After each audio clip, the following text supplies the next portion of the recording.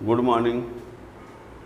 आप लोगों को आज इस लेक्चर में फिजिक्स 11th क्लास का second chapter unit and measurement का जो पहला टॉपिक है वो है फिजिकल क्वांटिटी क्या होती है, यूनिट क्या है, मेजरमेंट क्या है, ये सब कुछ है ना। तो स्टार्टिंग आपको यहाँ से फिजिकल क्वांटिटी से है, ठीक है ना। अब अभी आप लोग 10th क्लास से पास होके 11th क्लास में पहुँचे होंगे, है ना। तो 10th के कंपेयर में 11th का सिलेबस थोड़ा बढ़ जाता है, लेकिन आप लोगों को डरने की ज़रूरत नहीं है। आप क्रम से पढ़ते भर जाओगे तो कोई दिक्कत नहीं जाएगी, है ना। आपका गोल सही होना चाहिए, है ना। आपका गोल किसी भी एग्ज़ाम के लिए आपका गोल जो है वो सबसे ज़्यादा का नहीं होना चाहिए, है ना। गोल हमेशा 100% का होना चाहिए। यदि आपका गोल ये है कि हमको सबसे ज़्यादा लाना है, इसका मीन्स होता है कि आप किसी और को अपने से आगे जाने के लिए रोक रहे हो, है ना। तो इसलिए आप सबसे आगे का गोल मत बनाइए। सबसे आगे तो कम नंबर में भी सबसे आगे हो सकता है ना। तो इसलिए आप हमेशा गोल कैसा होना चाहिए, 100% का गोल होना चाहिए, ताकि आप किसी के लिए रुकावट भी नहीं। 100% का आपका गोल है, कोई और भी लाना चाहे ला सकता है। और यदि आप कहते हैं कि हमको सबसे अधिक लाना है, इसका मतलब होता है बगल वाले को आप अपने से आगे नहीं होने देना चाहते, ठीक। तो ये गलत है। आप 100% का टारगेट बनाइए हमेशा किसी भी एग्जाम के लिए। तो आज का जो टॉपिक है मेजरमेंट और यूनिट में, तो सबसे पहले आप लोगों को हम बता दें फिजिकल क्वांटिटी क्या होती है। Physical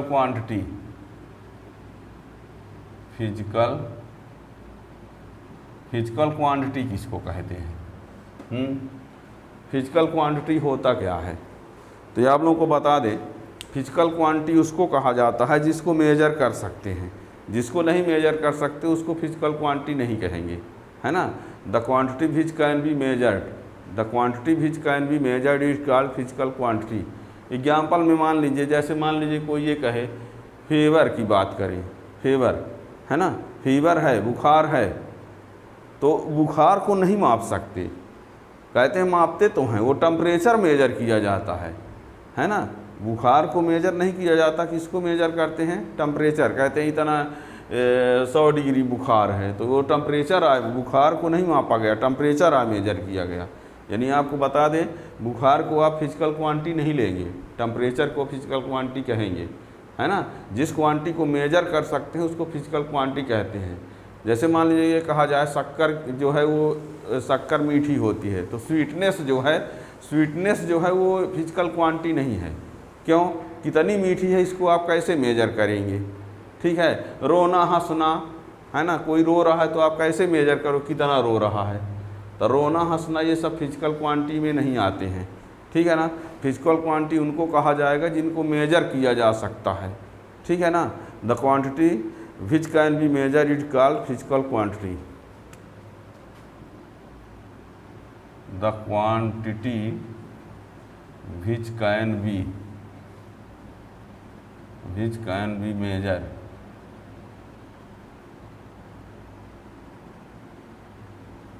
the quantity which can be measured is called physical quantity.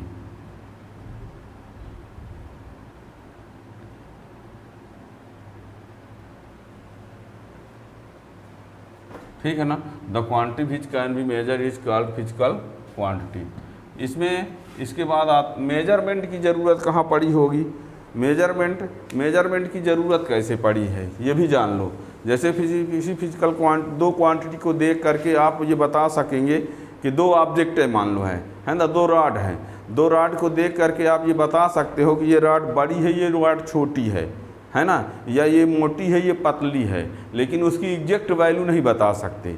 तो किसी फिजिकल क्वांटिटी की एग्जैक्ट वैल्यू के लिए मेजरमेंट की ज़रूरत पड़ती है, ठीक है ना।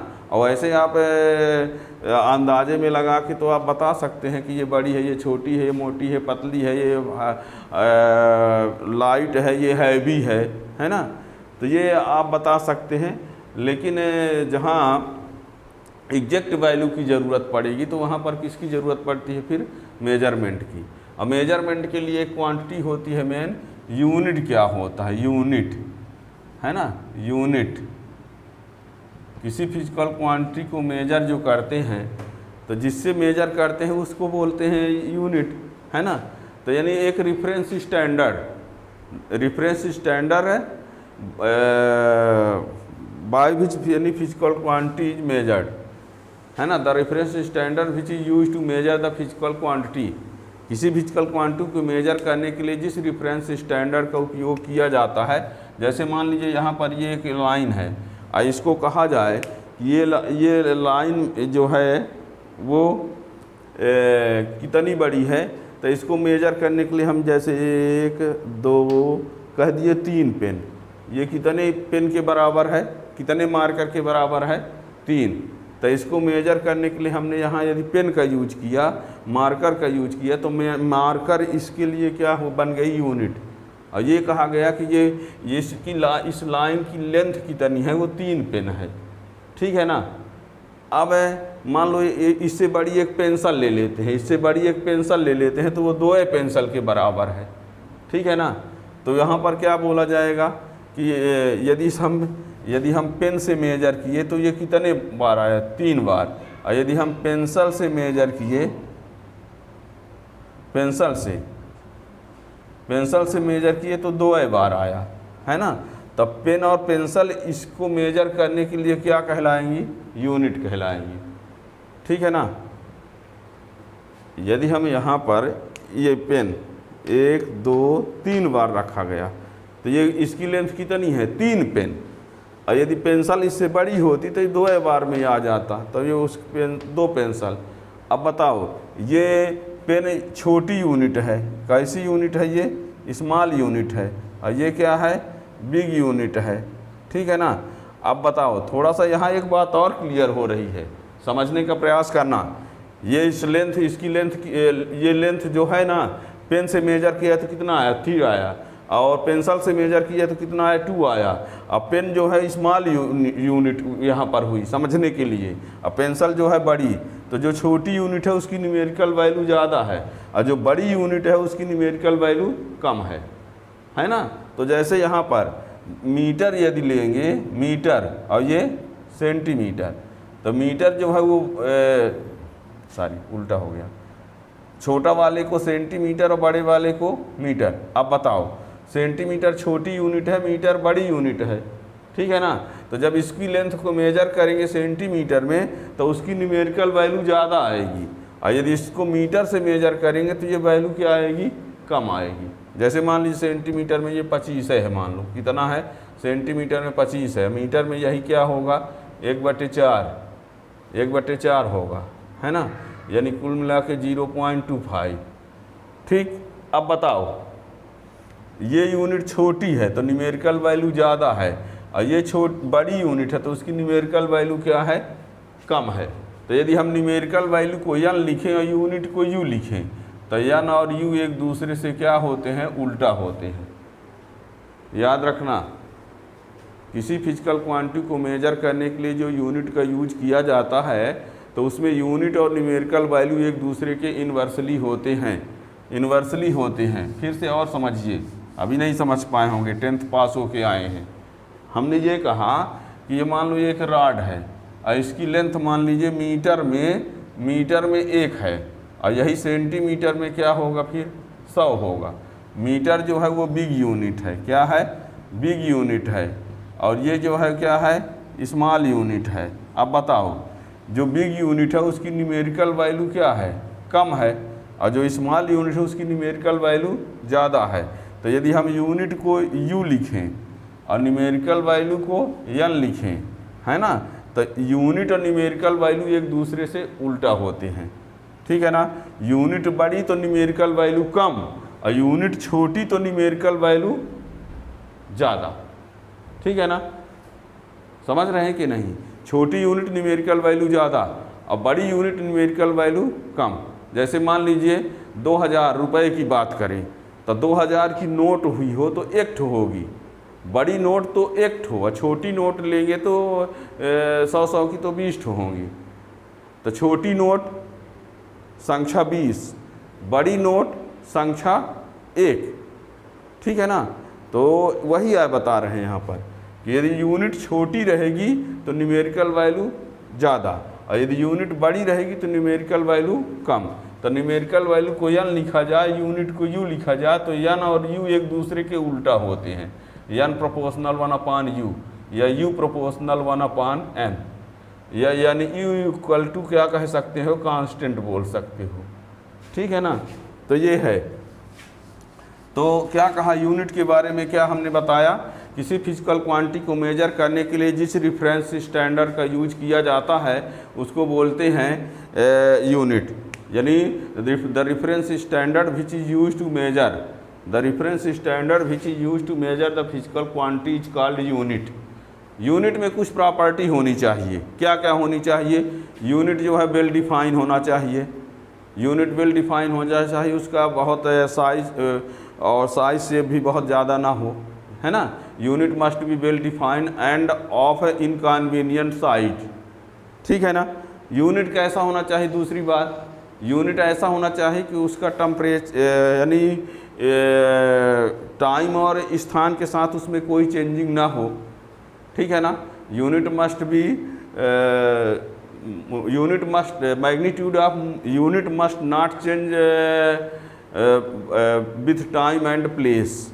टाइम के साथ और स्थान के साथ उसकी मैग्नीट्यूड में कोई चेंजिंग नहीं होनी चाहिए। ठीक है ना। Unit must B unaffected, unit must B unaffected by changing temperature and pressure. Temperature में चेंजिंग हो, प्रेशर में चेंजिंग हो, तो यूनिट के मैग्नीट्यूड में कोई चेंज नहीं होना चाहिए। पहला हमने क्या बताया? Unit must B unit must B inconvenient side भी होना चाहिए। और दूसरा हमने क्या बताया है कि वेल डिफाइन होना चाहिए। Unit must be well define and of inconvenient size. Second में क्या बताया हमने कि unit magnitude of unit must not change with time and place. Third हमने क्या बताया? The magnitude of unit must unaffected by changing temperature and pressure. ठीक है ना।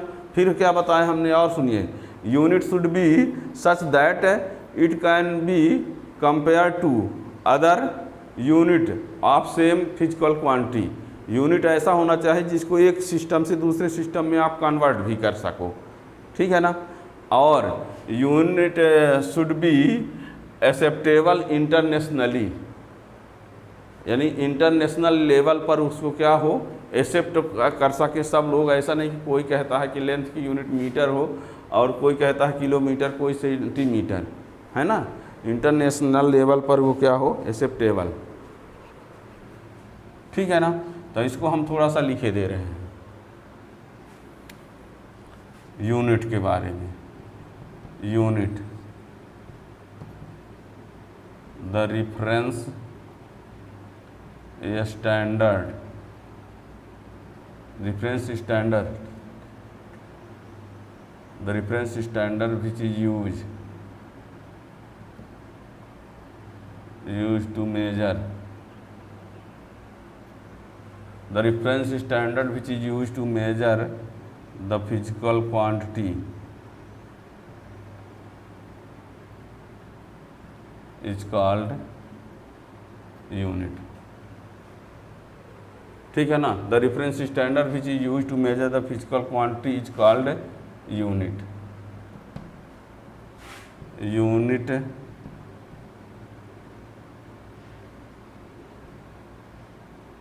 must have following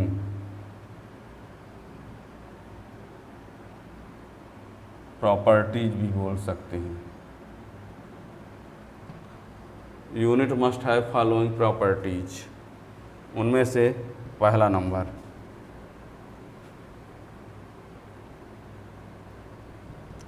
must be well define and of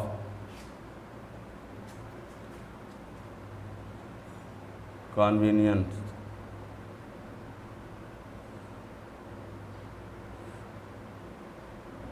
INCEVEN inconvenient, INCEVENCI, inconvenient size. Unit must be well defined and inconvenient size. दूसरा है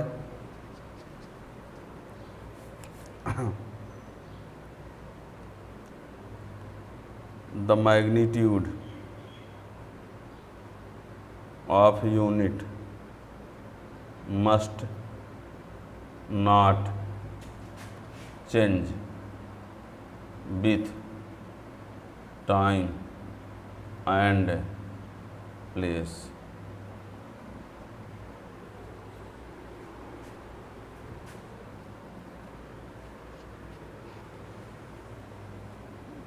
Third, unit must unaffected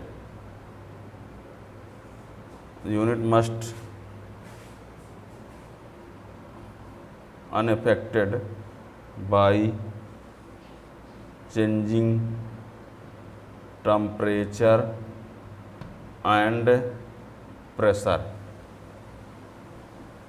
ठीक है ना। Spelling में थोड़ी बहुत कहीं मिस होगा तो आप उसको सुधार लीजिएगा, उस पर ना जाइएगा, है ना। क्या कहा हमने?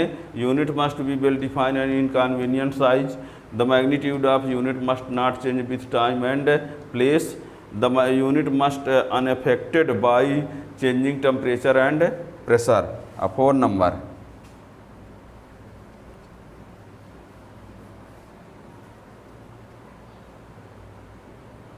unit should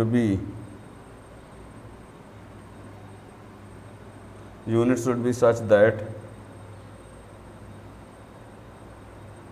it can be compared with other unit of same quantity. Unit should be such that it can be compared with other unit of same quantity, or unit should be acceptable internationally.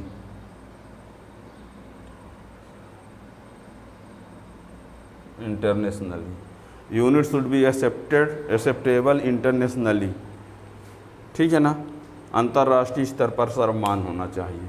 तो क्या क्या हमने आज का जो topic बताया उसमें क्या क्या बताया?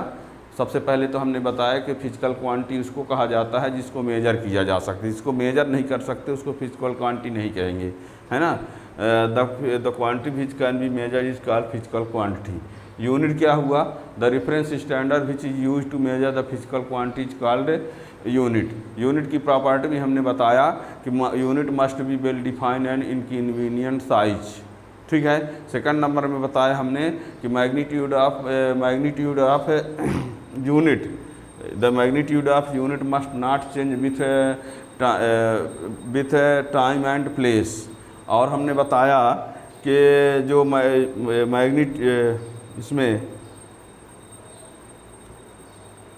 इसमें भी द मैग्नीट्यूड, यहाँ मैग्नीट्यूड ही कर लीजिए, the unit must unaffected, magnitude of unit होना चाहिए, है ना। यहाँ unit must unaffected bye changing temperature और प्रेशर के साथ भी कोई चेंजिंग नहीं, चाहे मैग्नीट्यूड ऑफ यूनिट बोल दो चाहे यूनिट मस्ट भी, कोई दिक्कत नहीं है। Unit should be such that, unit इस प्रकार से हो कि एक यूनिट से दूसरी यूनिट में उसको कंपेयर भी कर सकें, है ना। और इंटरनेशनली एक्सेप्टेबल होना चाहिए। ऐसा ना हो कि कुछ लोग उसको मान रहे हैं कुछ लोग नहीं मान रहे हैं। टेम्परेचर के साथ, टेम्परेचर और प्रेशर के साथ, ऐसे नहीं कि इतने के यूनिट आपने ले लिया कि 1 मीटर में 100 सेंटीमीटर हो, टेम्परेचर बढ़ेगा तो 200 होने लगे, ऐसा नहीं होगा। एक जगह दूसरी जगह पर भी नहीं कि यहाँ 1 मीटर में 100 सेंटीमीटर होते हैं, दूसरी जगह चले गए तो 1 मीटर में 150 सेंटीमीटर होने लगे, ऐसा नहीं होना चाहिए, है ना। यूनिट की जो है ऐसा भी इनकन्वीनियंट साइज, मतलब बहुत ज़्यादा बड़ा ना हो ना बहुत ज़्यादा छोटा हो। जैसे लेंथ के लिए मीटर का यूज किया गया है, ठीक है ना। तो ये इस प्रकार से है। तो आगे आपको जो आगे क्वेश्चन आगे इसका टॉपिक जो आएगा वो फंडामेंटल क्वांटिटी और डिराइव्ड क्वांटिटी है। तो आप चैनल सब्सक्राइब किए रहेंगे तो आगे आने वाली वीडियो का नोटिफिकेशन मिलता रहेगा। और आप लोगों को बता दें कि इस चैनल के माध्यम से आप पूरी फिजिक्स को पढ़ सकते हैं, है ना, एक एक टॉपिक सब कुछ।